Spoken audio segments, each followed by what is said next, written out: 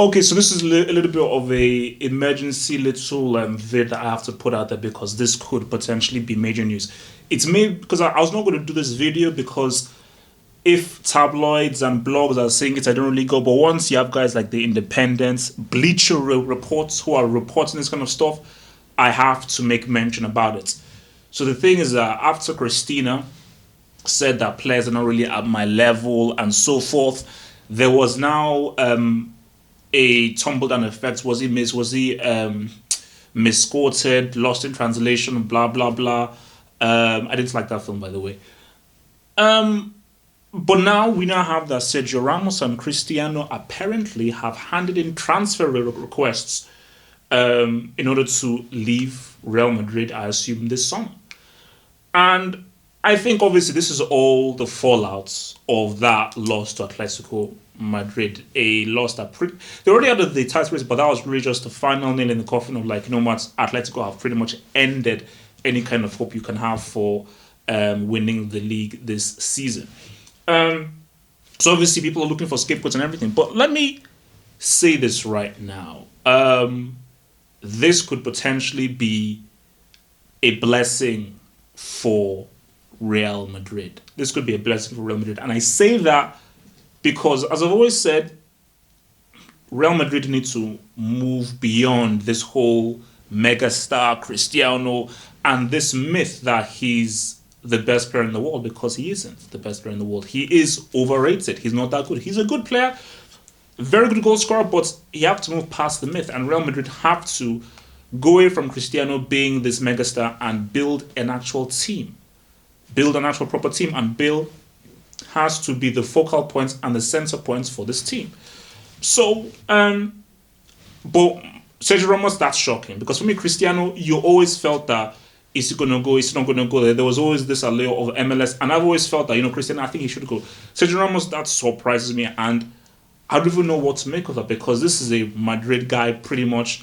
Once Casillas left, he was given the captain's armband, and it's always been assumed that he's like now the face of Real Madrid, the captain, the leader in the dressing room, everything permeates through him. So I don't know what that's about, because you have to think about it as well. Zidane, don't they like Zidane? Because I know Perez is an issue, and as I've said, Perez, as long as Perez is a problem, not Benitez, Mourinho, or Pellegrini. Perez was always the issue. He was always the problem, because he doesn't know how to run a football club. He may know how to run a company and a merchandising fraternity, but he doesn't know how to run a football club. A football club is not a business company. It's a football club. And if you had any sense, a successful football club breeds profitable merchandising, if he actually used his brain.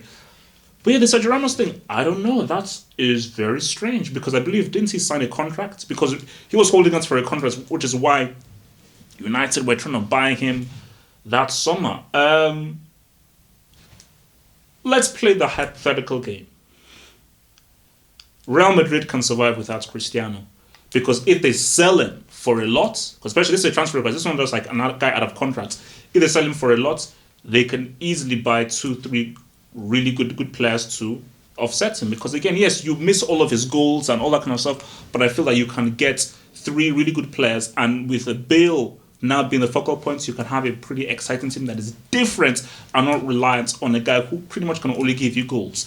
But with Sergio Ramos, again, I never view Sergio Ramos as one of the best defenders, but I think him leaving psychologically, it damages Real Madrid. But beyond that, him leaving just signals, it's a clear statement to the fans and everyone that, okay, this is a new age.